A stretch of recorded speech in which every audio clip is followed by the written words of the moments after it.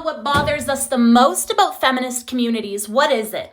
Typically, it's that one, they don't really talk about men's issues, but two is that they don't call out the radical feminists within their community, therefore leaving the word feminism as a sour taste in our mouths. Well, as a men's rights community and a fairly popular one globally, we are not going to make the same mistake. The truth is that feminism, true feminism, is good for everybody because, of course, girls and women, they need to be advocated for. We are not going to be arrogant in this community to the fact that women face historically and still to this day the greatest example of oppression. Unfortunately, it's difficult for a lot of people to understand that feminism is good when the majority of what they see being called feminism is just radical blaming and fear-mongering. Well, you have to understand that people view the men's rights community the exact same way. And I will give you some really strong examples as to why. Well, first of all, people like this guy definitely do not help. Ones that are self-proclaimed men's rights advocates but are loudly anti-feminist and kill judges.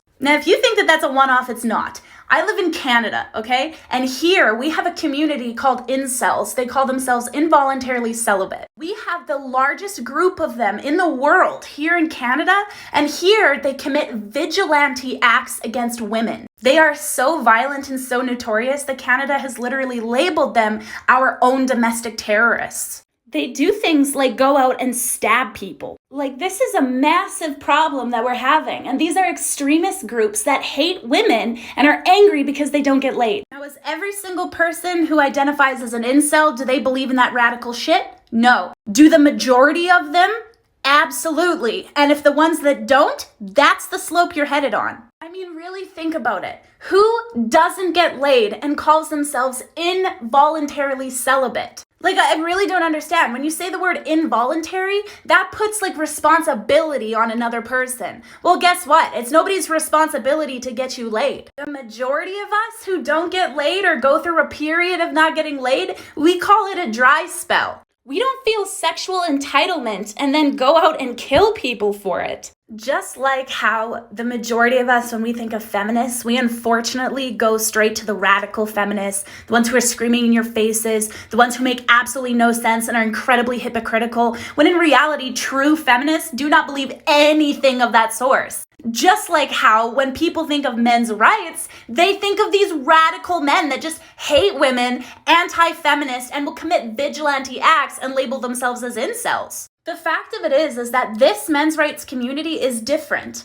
Why? Because we talk about women's issues, we call out toxic men, and we are not going to sit back and ignore when people who claim to be a part of the men's rights community do terrible toxic things. We are going to denounce that, because if we don't denounce things like that, people don't take us seriously. The same way we're not taking a lot of feminists like Clementine Ford, for example, seriously, because they refuse to denounce their own toxic and misandrous actions and the ones that happen within their communities. So the reality of it is that if you are mad at this video, then this video is probably for you. I'm not here to exile anybody. If you identify as an incel, I'm not here to tell you that you're a sick, disgusting person. If you walk around hurting women because of it, yeah, you are. But there are a lot of men who identify, but I don't think they understand the severity of what they're linking with.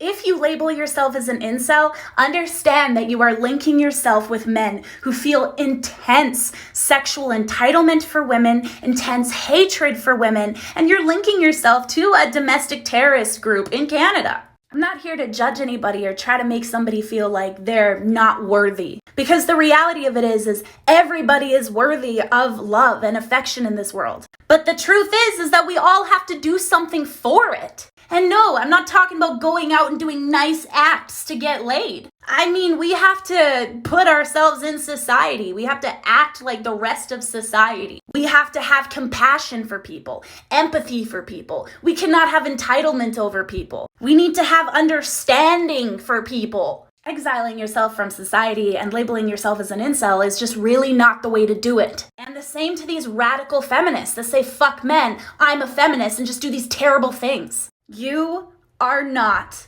helping anybody. The truth is, a lot of the problems that we talk about in this community could really benefit women to listen to. And so we would be really arrogant to think that a lot of the issues in the feminist community we wouldn't benefit listening to. There are a lot of issues that feminists speak for women that are incredibly valuable. Sexual assaults, catcalling, affordable child care, affordable and proper health care, free freaking tampons, because we can't help the fact that we bleed every month.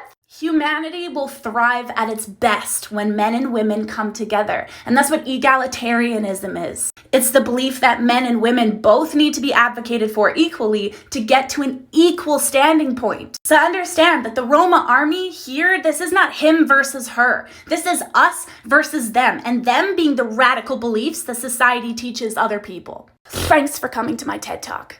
Oh baby, no envy,